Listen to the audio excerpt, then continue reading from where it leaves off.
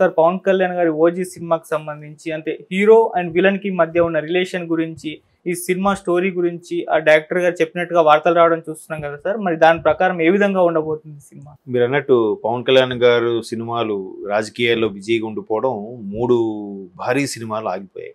ఒకటి హరిహర వీరమల్లు, ఒకటి తర్వాత ఉస్తాద్ భగత్ సింగ్, ఒకటి తర్వాత ఇప్పుడు OG. Nothing but original gangster అని. సో గ్లింప్స్ అయితే బాగా గూస్ బంప్స్ తెప్పించే. జనరల్గా పవన్ కళ్యాణ్ గారికి గన్స్ అవంటే చాలా ఇష్టం అని కూడా చాలా సందర్భాల్లో కొంతమంది దర్శకులు కూడా ఇంటర్వ్యూలో చెప్పడం జరిగింది.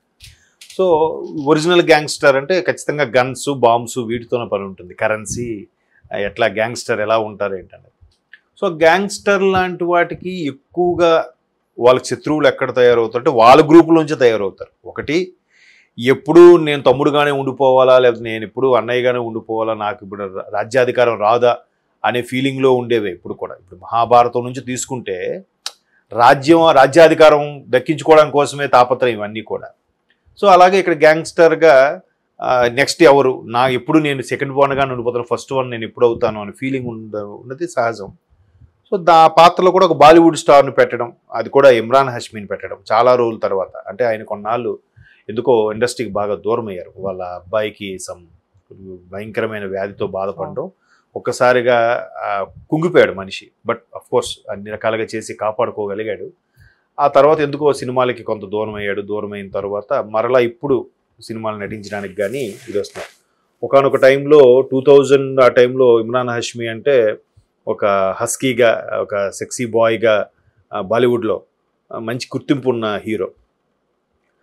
హిమేష్ రేషామి అని మ్యూజిక్ డైరెక్టర్, ఈయన ఇంచుమించు ఒకేసారి ఇండస్ట్రీకి వచ్చారు. ఈయన సినిమాలింటికి ఆయనే పాటలు పాడడం, అప్పుడులో చాలా ఈయన సాంగ్స్ బాగా ఊపాయి. సో ఆ ఇమ్రాన్ హష్మీ మరలా ఇప్పుడు తెర మీదకి రావడం, మంచి మంచి పాత్రలు ఎంచుకొని చేయడం, దట్టు పవన్ కళ్యాణ్ గారితో చేయాలంటే ఎవరికైనా ఉంటుంది. ఆయన ఇమేజ్ ఇంకా చెప్పక్కర్లేదు.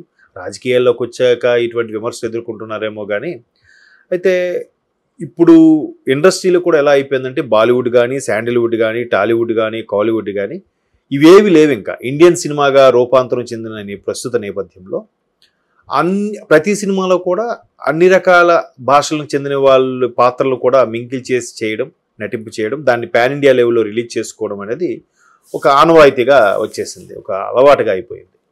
సో ఇప్పుడు పవన్ కళ్యాణ్ గారు లాంటి క్రేజీ స్టార్ కాబట్టి సో ఇన్ని హిమేష్ రేషామి గాను విలన్గాను పెడుతున్నారు. అండ్ మోర్ ఓవర్ ఈయనకు ఒక సవతి బ్రదర్ లాగా, అంటే దాని స్టెప్ బ్రదర్ అంటారు, అంటే తల్లి ఇద్దరు బట్ తండ్రి ఒకడే అన్నట్టుగా చాలా సినిమాలు వచ్చాయి కదా. సో అలా వచ్చినప్పుడు ఏముంటుందంటే మొదటి భార్య పెద్ద భార్య కొడుకు రాజు అవుతాడా, చిన్న భార్య కొడుకు రాజు అవుతాడా, అలాంటి విషయంలో చినికి గాలివాని గొడవలు పెద్దవైపోయి గ్యాంగ్లుగా తయారైపోయి గ్యాంగ్స్టర్లు అయిపోయి విలన్స్గా అవుతుంటారు. సో అట్లా ఒక సవతికి తల్లి కొడుకుగా ఈయన ఒక హిమేష్ రేషామి గాని పెట్టడం, దాన్ని విలన్గా ఎలివేట్ చేయడం అనేది స్టోరీలో చిన్న లీడ్ హింట్ ఇచ్చినట్టుగా చెప్తున్నారు. ఏదైనా టేకింగ్ బట్టి ఉంటుంది మనకి. అబ్బా ఏముంటుందిలే గ్యాంగ్స్టర్లు ఇంకా ఏదో ఒక దానికోసం గొడవ పడతారు, క్లైమాక్స్లో కొట్టుకుంటారు, ఎవరో ఒకరు మిగులుతారు తమ్ముడు కోసం అని. ఇప్పుడు ఛత్రపతి కాన్సెప్ట్ అదే కదా. ఇంచుమించు ఈయన ఒక గ్యాంగ్స్టర్ లాంటి వాడు ఛత్రపతిలో ప్రభాస్ గారికి, తమ్ముడు కూడా వేరే వాళ్ళ పార్టీలో చేరుతాడు వీడిని తొక్కాలనే ఉద్దేశంతో. క్లైమాక్స్లో అన్నదమ్ములు కలుసుకోవడం ప్రతి దగ్గర ఉండేదే. బట్ టేకింగ్ బట్టి అక్కడ రాజమౌళి టేకింగ్ ఎలా ఉంటుంది, ఇక్కడ ఈయన టేకింగ్ ఎలా ఉండబోతుంది అనేదే ప్రధాన అంశం. ఆ హీరోని సరిగ్గా ఎలివేట్ చేయగలగడం, ఎలివేషన్స్ చేసే సీన్స్ 2-3 పడాలండి. పడితే జనాలకు అదే. ఇప్పుడు మీరు అబ్జర్వ్ చేయండి, కబాలీ సినిమా పోయింది, నిరాశపరిచింది రజనీకాంత్. కానీ ఫస్ట్ హాఫ్ ఒక 10-15 నిమిషాల వరకు రజనీకాంత్ గారిని ఎలివేట్ చేసే విధానమే జనాలకు నచ్చేసింది. ఆ తర్వాత మరి సినిమా ఇలా డల్ అయిపోయి ఉంటుంది. ఆ ఎలివేషన్ ఎలా ఉందో దాన్ని ఎలాగ కొనసాగించుంటే సినిమా ఎక్కడో ఉండేది. అట్లా అనేది చెప్పేటప్పుడు ఎంత బాగా చెప్తారో, నరేట్ చేస్తారో, అది సెట్స్ మీదకి వెళ్ళేసరికి ఆ స్థాయిలో ఉండదని నా అభిప్రాయం. చాలామంది రీచ్ అవ్వలేరు.